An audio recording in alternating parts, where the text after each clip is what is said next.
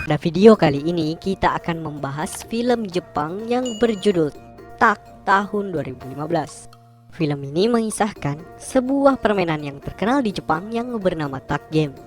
Di dalam film ini menceritakan Mitsuko yang merupakan karakter utama sudah lama mati yang kemudian DNA-nya dibuat menjadi sebuah permainan dan rohnya terperangkap di dalamnya. Dapatkah Mitsuko keluar dari permainan tersebut? Penasaran dengan kisahnya? Yuk tanpa basa-basi lagi kita intip alur filmnya guys.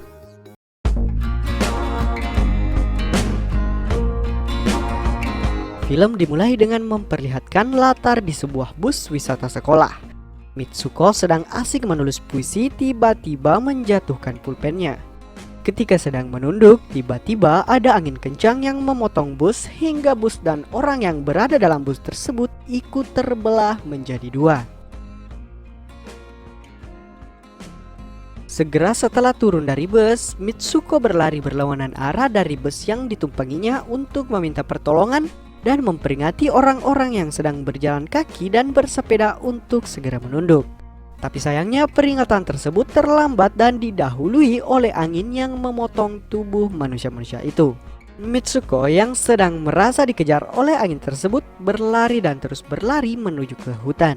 Setelah melewati hutan, dia tiba di sebuah sungai dengan banyaknya mayat terpotong yang berserakan. Di sungai tersebut, Mitsuko mengganti pakaian dan membersihkan dirinya yang penuh dengan darah. Selanjutnya, Mitsuko terus berjalan dengan pakaian yang baru dipakainya. Dalam perjalanan tersebut, banyak siswi-siswi yang berjalan bersama on the way ke sekolah. Kemudian Mitsuko banyak disapa oleh teman-temannya. Salah satunya adalah Aki. Aki bertanya kenapa Mitsuko yang tampak pucat dan rambutnya basah. Mitsuko malah kembali bertanya apakah Aki sekolah di sana. Aki merasa heran dan bertanya ada apa dengannya. Kembali ketika ada angin, Mitsuko langsung berlari masuk ke dalam sekolah. Di dalam sekolah ia bertemu dengan dua orang guru yang bertanya ada apa dengan Mitsuko. Setelah para guru pergi, Aki pun mengajak Mitsuko untuk pergi. Mitsuko bertanya kepada Aki apakah dirinya memang sejak dari dulu bersekolah di tempat itu.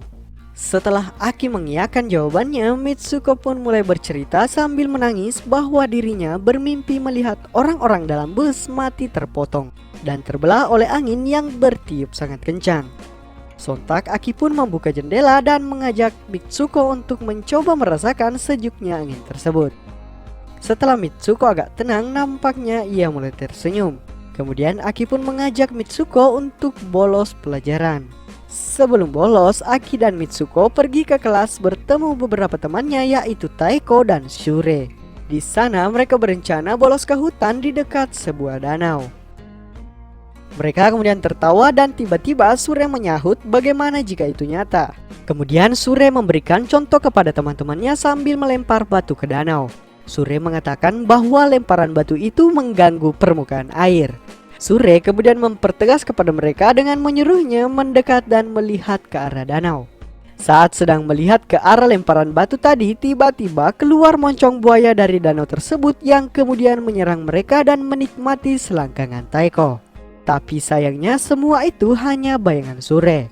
Mereka berempat pun kemudian melanjutkan petualangan mereka dengan melempar bantal yang tiba-tiba saja ada dalam hutan tersebut. Sambil bermain lempar bantal, jari Mitsuko tertusuk oleh sesuatu yang membuatnya berdarah. Saat sedang memperhatikan jarinya tersebut, Mitsuko melihat ke arah bukit dan mendapati dua orang perempuan sedang memperhatikannya. Selanjutnya Mitsuko dan teman-temannya balik ke sekolah. Di dalam kelas, Mitsuko melihat sebuah bantal dan melempar bantal tersebut ke Aki dan tiba-tiba entah kenapa guru mereka membantai semua siswi dalam kelas dan seluruh sekolah menggunakan senjata api. Di dalam kelas, Aki tertembak. Ketika Shure hendak membawa Mitsuko keluar dari ruangan, Shure pun ikut tertembak. Kemudian Mitsuko berlari keluar dari sekolah bersama semua teman-temannya.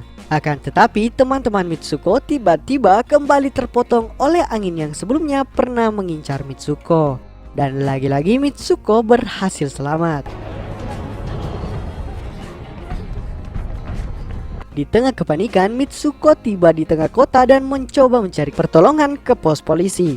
Di sana dia bertemu dengan seorang polisi perempuan yang mengenal Mitsuko dengan nama Keiko. Kemudian Mitsuko diperlihatkan sebuah cermin. Ketika Mitsuko bercermin, wajahnya sudah bukan Mitsuko lagi, tapi yang ada adalah wajah Keiko yang dikenal oleh polisi tersebut. Polisi tersebut heran dengan seragam sekolah yang digunakan oleh Keiko. Seharusnya dia pergi untuk acara pernikahan. Setelah tiba di gedung pernikahan, Keiko atau Mitsuko disambut oleh banyak teman-temannya. Di sana ia dibawa ke ruang ganti. Di ruang ganti tersebut, Aki sudah menunggunya. Dan di sanalah Aki mulai menjelaskan bahwa dirinya bukanlah Keiko ataupun Mitsuko. Serta Aki juga menunjukkan apa yang harus dilakukan oleh Keiko pada saat itu, yaitu membantai teman-temannya sendiri di ruang ganti tersebut. Aki kemudian memberikan Keiko pecahan botol sebelum Aki pergi meninggalkannya. Selanjutnya Keiko menuju ke ruang pernikahan. Sambil berjalan masuk, tiba-tiba suasana berubah dengan banyak ejekan dan penghinaan kepada Keiko. Seisi ruangan tersebut kemudian melepas pakaian mereka sambil mentertawakan Keiko. Ketika Keiko tiba di atas panggung pernikahannya, sebuah peti dibuka.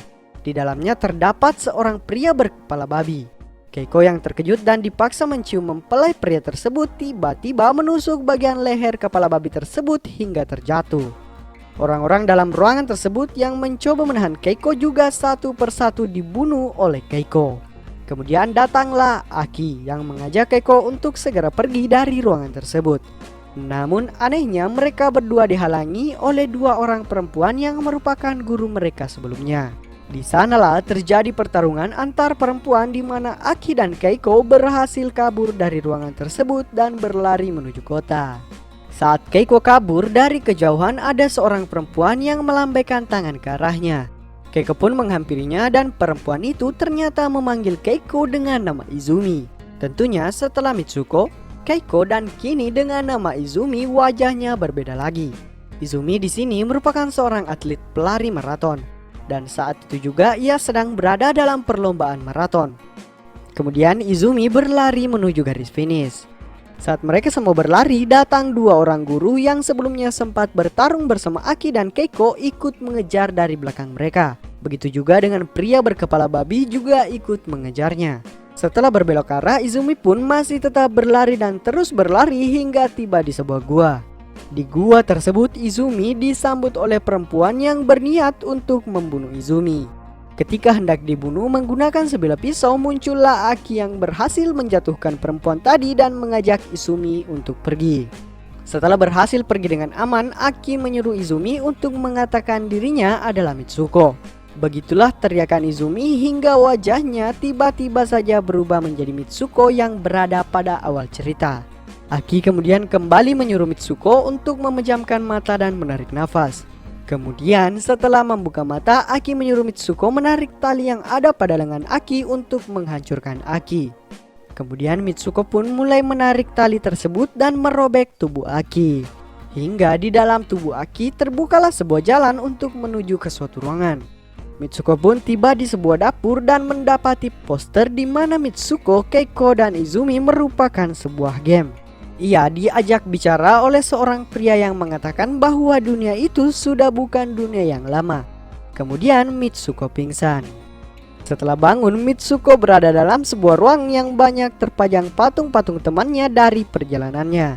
Di sana ia bertemu dengan seorang kakek yang sedang bermain game. Kakek tersebut merupakan orang yang menggunakan DNA Mitsuko dan teman-temannya yang dimana Mitsuko sebelumnya pernah mati pada tahun 2034.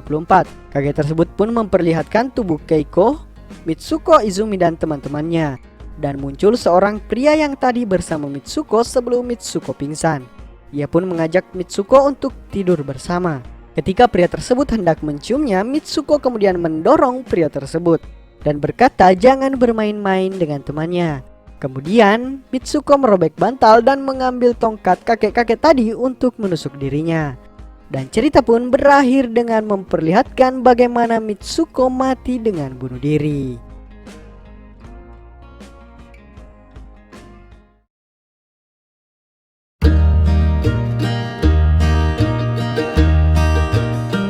Oke lur, itulah tadi alur cerita film dari Tak tahun 2015. Semoga kalian suka. Jangan lupa like dan share video ini. Kalian juga bisa request film-film favorit kalian untuk di storyin di kolom komentar di bawah. See you on the next video. Bye-bye.